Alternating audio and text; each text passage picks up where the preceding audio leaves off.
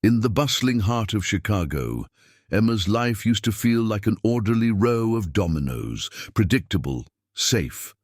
That changed the moment she met Count Victor de Noyers, a European aristocrat whose accent clung to his sentences like a subtle spice, and whose presence seemed simultaneously magnetic and mysterious.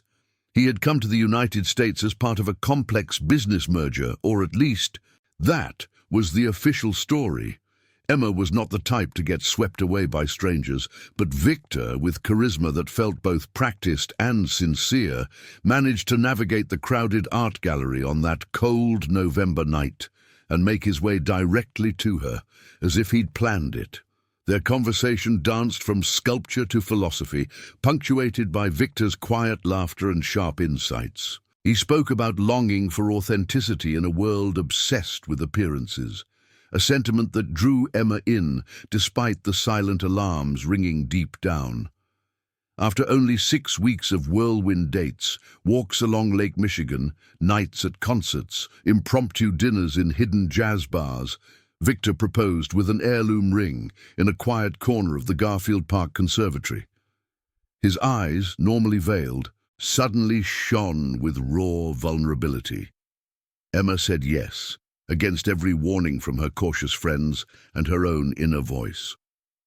Word of the engagement spread quickly. Her parents were skeptical.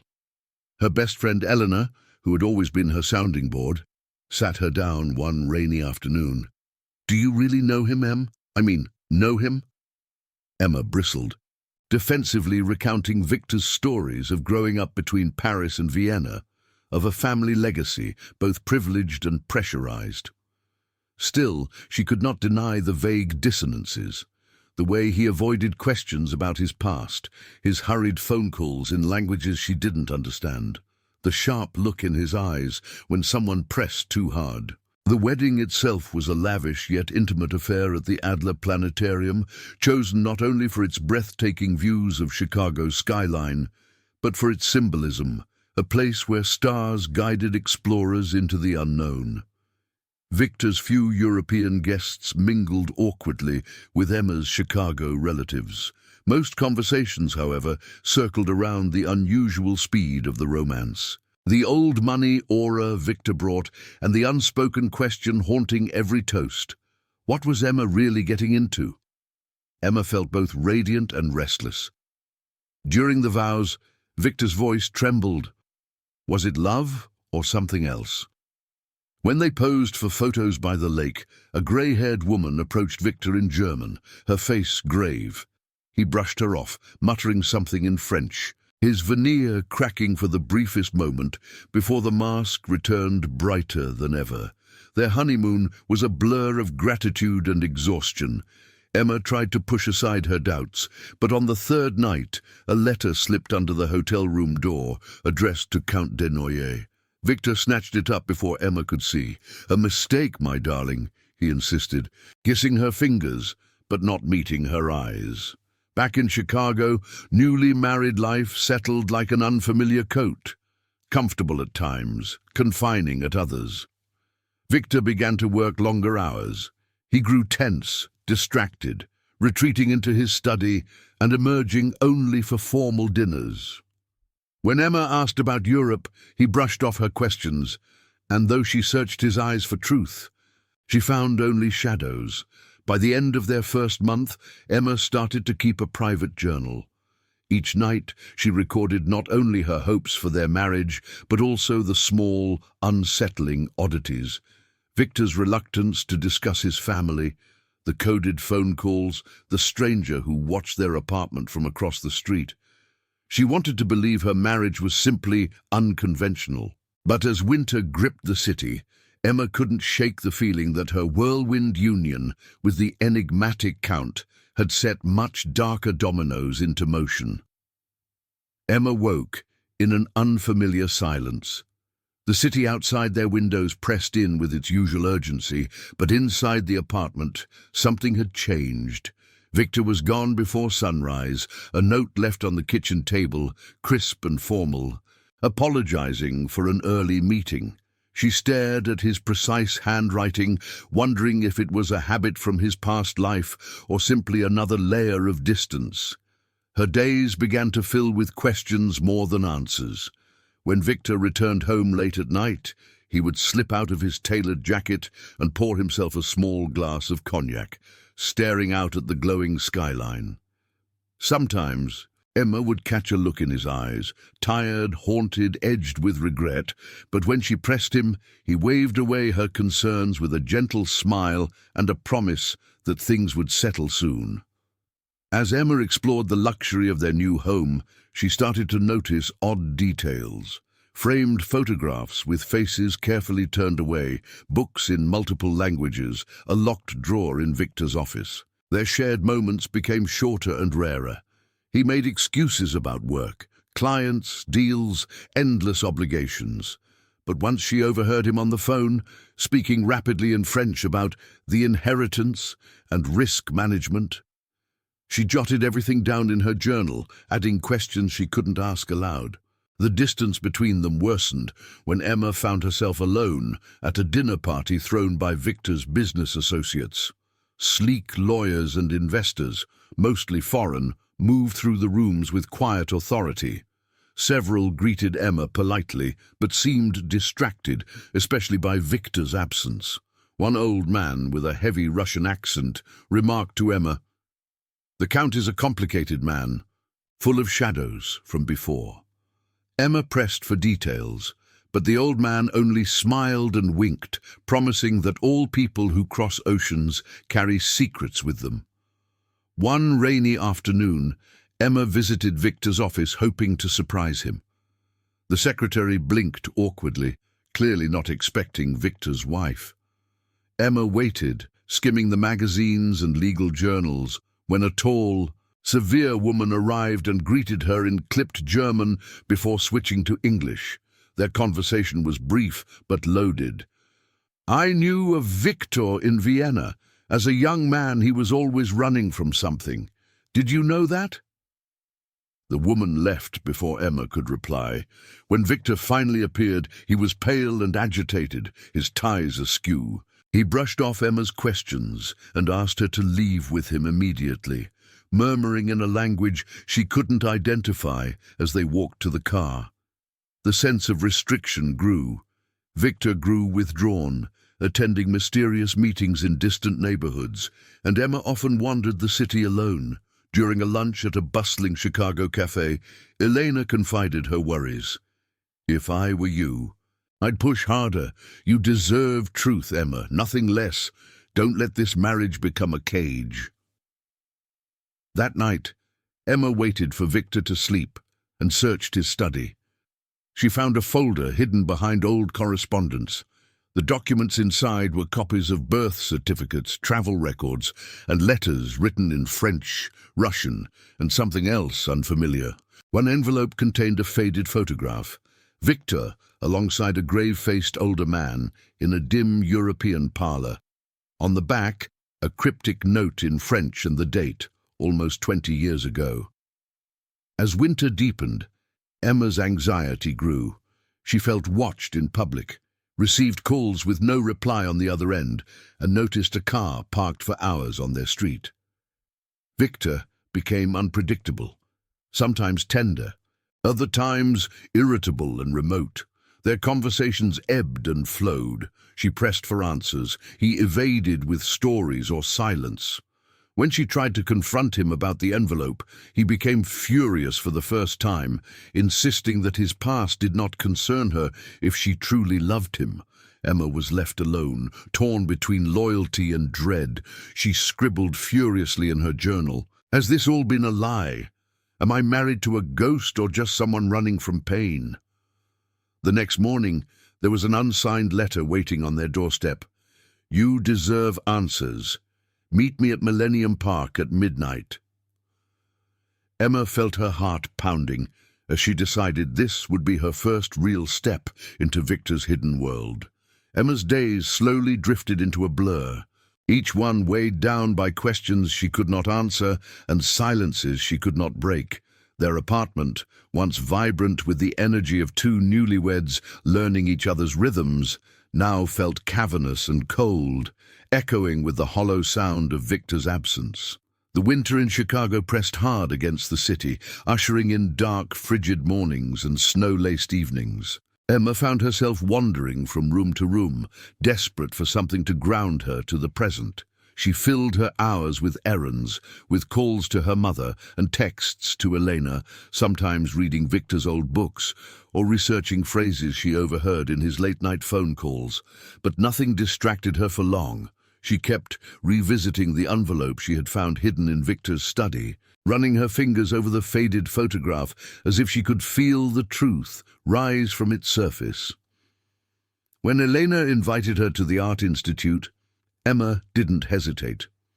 Surrounded by canvases splashed in color, she allowed herself to dream of simpler times. High school sleepovers, college road trips, friendships that had withstood heartbreak and change. Elena looped her arm through Emma's and pointed at a painting of a woman poised on a bridge, clouds menacing in the distance. "She looks like you, Em, standing between storms."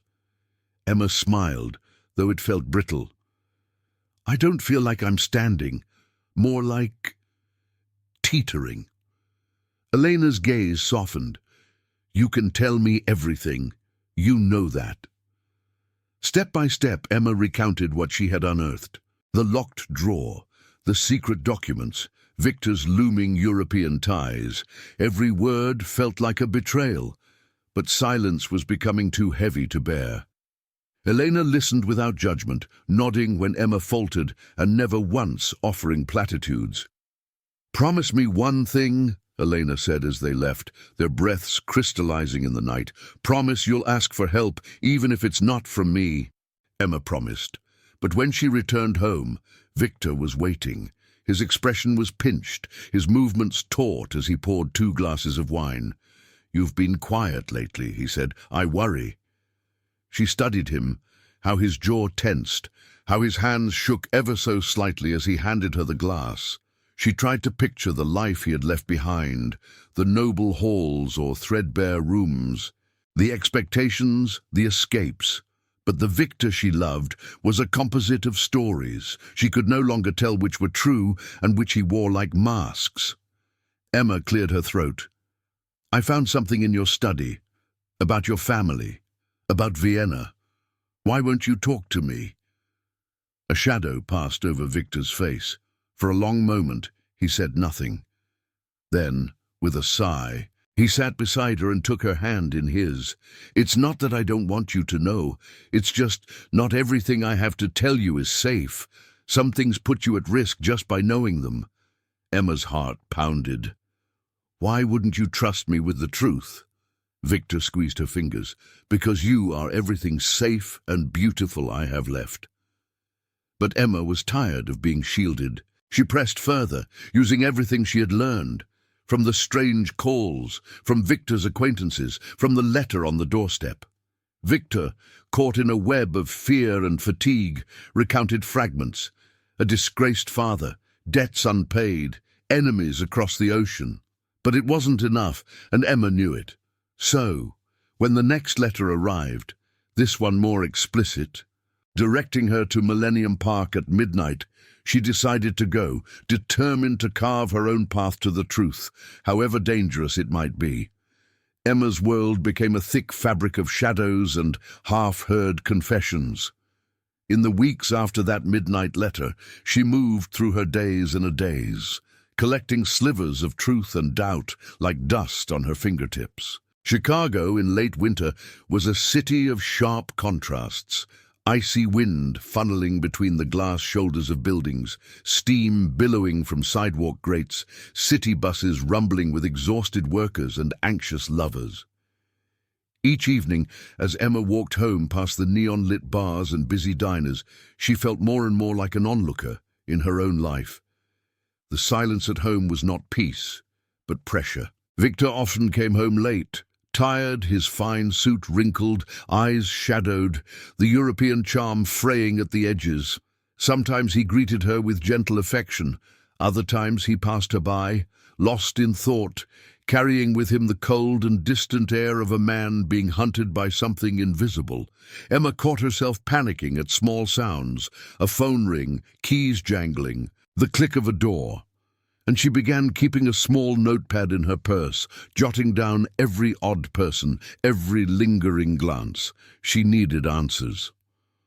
The night after the second letter arrived, Emma stood for nearly an hour in the bathroom, staring at her own reflection. She rehearsed a confrontation, the accusation already burning on her tongue. "What else are you hiding from me?" And Victor's possible responses, each one a thread leading deeper into darkness. Instead, over two harshly whispered conversations in the kitchen, Emma and Victor circled the same truths, his reluctance, her fear. Victor admitted old debts, spoke of enemies in Europe, let slip the name Anton. But every confession felt measured, trimmed, as if certain facts would be fatal if said aloud. Victor's hands shook as he poured himself a drink.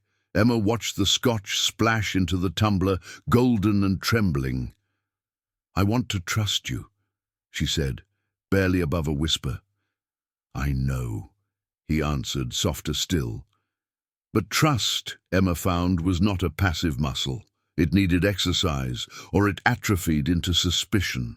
On a Friday evening, Emma met Elena at a crowded Lincoln Park cafe, hoping that laughter and the comfort of an old friend might knot her fraying nerves. But Elena, sensing her unease, turned serious after 2 rounds of coffee. "You promised you'd call if you needed backup. What's actually happening, Em? Is he dangerous?" Emma weighed her answer, torn between exposing Victor and protecting the fragile hope that maybe underneath it all, love would be enough. Still, a need for transparency cracked her resolve, and she told Eleanor almost everything, about the envelopes, the stranger at the wedding, the languages she'd begun picking out, snatches of Russian, French, German, and the shadowy presence who watched their apartment from the idling Audi each evening. Elena listened, brow furrowed, then reached across the table to grab Emma's hand. "Please, Em, you're not alone. Even if you want to fix this yourself, let me help." Her voice was firm, not pleading. It anchored Emma in that moment. That night, Emma could not sleep. She lay next to Victor, tracing the ridges of his knuckles in the half-light, feeling the space between them pulse with unspoken words. In her mind, she replayed every conversation, every accidental slip about family, about home, about debts Victor couldn't seem to shake.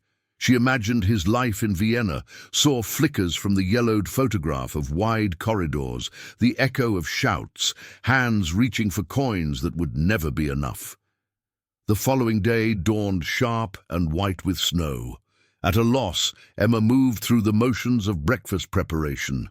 Victor emerged from the bedroom, face etched with fatigue. They exchanged morning pleasantries, pretending normalcy, but their words slid off each other, unable to stick. Victor's phone buzzed. His body stiffened as he read the screen. "I have to go," was all he said, and in 10 minutes he was gone. Emma watched him walk down the street from the kitchen window, then made her decision. She had to take control of the story, to excavate truth from the ruins. Emma made her choice with the determination of someone who had finally realized there was no turning back. The night was icy and haunted by gusts of wind as she left the apartment and walked toward Millennium Park. The city's skyscrapers were a grid of yellow lights above blackened sidewalks.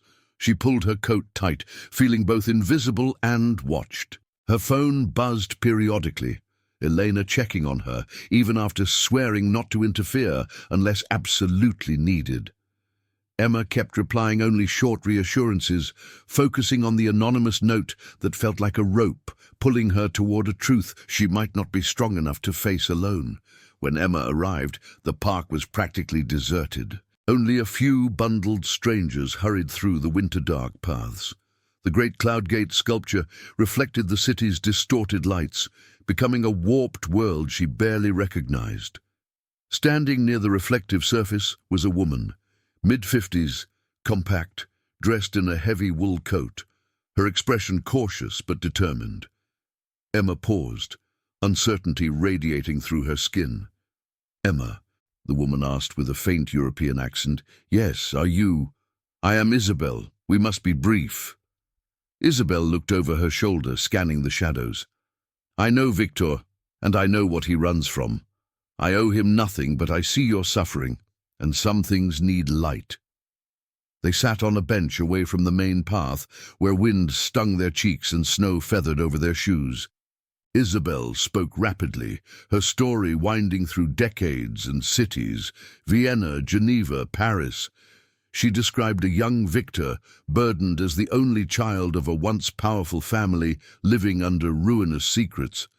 There were legal scandals in the old country, corrupt deals his father had entered in desperation, a family fortune that slipped through their fingers like sand. Isabel had been their housekeeper, sometimes friend, sometimes reluctant confidant. "He is not a criminal, Emma, but he is not innocent," Isabel said, her eyes locked onto Emma's. "He inherited debts, not just money. Enemies, old promises, threats. His father died disgraced. Victor fled for your country, hoping to erase the past, but it follows him as it will follow you, now that you share his name." Emma gripped the bench, her hands numb from cold and fear. "Why tell me this? Why now?" "Because someone else has found him," Isabel replied. "Because Anton is in Chicago. Because you need to understand the danger. Who you are married to can get you hurt, or worse." They talked for nearly an hour about coded phone calls, the meaning of the documents Emma had found, the significance of the old man in the photograph. Isabel told her Victor was once kind and full of hope, a boy crushed by circumstances, but love had made him reckless. Meeting Emma, marrying her so quickly, had given his enemies a way to leverage new threats. Emma's mind whirled with questions. The benches had frozen beneath them. She wanted to sob or scream or run, but she just listened and tried to hold herself still. "I have to warn you," Isabel finished, her breath like smoke. "Anton is not sentimental. He will use you if he must. You must be careful, trust only a few, and push Victor for the whole truth. Do not run. That will only enrage them more." When Emma tried to ask more, Isabel was already on her feet, beckoning a rideshare and melting into the night. Emma was left alone in the metal-hued city, the truth colder than the air around her. She made her way home, shaken, her senses prickling with the paranoia that comes from finally seeing patterns you always tried to convince yourself were random. At the apartment, Victor was waiting. He noticed the stiffness in her movements, the tremor in her voice. He tried to embrace her, but Emma stepped back. "I met someone tonight," she said quietly. "Someone from Vienna. She told me about your father, about Anton, about debts, about revenge." Something in Victor deflated. He sat on the edge of the couch, eyes hollow. After a long silence, he answered her with honesty sharper than any lie.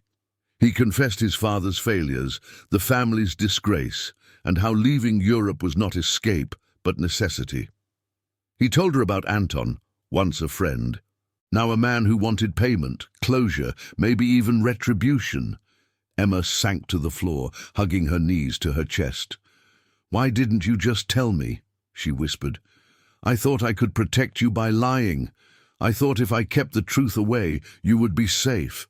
But I have been selfish," Victor replied, pain seeping into every syllable. They spent hours that night unspooling the past, Victor naming every secret, Emma listening, sometimes angry, sometimes heartsick, sometimes strangely relieved. As dawn crept in, Emma realized she was as deep into the darkness as Victor. Maybe deeper. For now she had to decide whether to cling to love or to save herself from drowning in its consequences. After the confession, neither Emma nor Victor slept. As the dawn bled pale across the skyline, the apartment felt hushed as if holding its breath. Victor sat beside her, head in his hands, speaking in fragmented sentences of old homes, broken trust, and debts that could never be fully paid. Emma listened, her own anger ebbing into exhausted sadness. The reality of Victor's world now pressed upon her shoulders, a heavy, complex weight. They spent the morning speaking in low voices, sometimes drifting into silence, sometimes interrupted by the ringing of Victor's phone. Emma insisted he answer in her presence. Each call revealed the code words and anxious tones underpinning their lives.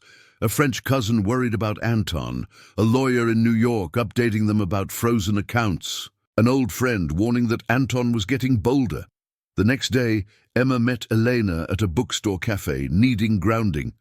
She laid out every twist. Isabel's warnings, Victor's late-night confessions, the shadowy figure now moving closer. Elena was fierce. "We need legal protection. This is past romance, Emma. It's safety." Reluctantly, Emma involved an attorney, a friend of Elena's, who advised them to document everything and gave instructions on how to record threats legally. They put a tracking app on Emma's phone and set up safe words for emergencies. Days bled together as Anton made his presence known. Anonymous texts, photos slid under the door, cryptic threats that targeted both Victor and Emma. Sometimes, Emma felt like a secondary character in her own life, moving from work to home with a shadow dogging her every step. But she refused to retreat. She tapped into old strengths, researching public records, digging into Victor's past, finding mention of Anton in financial scandals reported in obscure European blogs. Her discoveries painted a richer portrait of the man she'd married, a man haunted by more than personal shame, but by intricate webs of guilt, loyalty, and betrayal. Victor tried to shield her, but Emma demanded to be treated as a partner, not a pawn.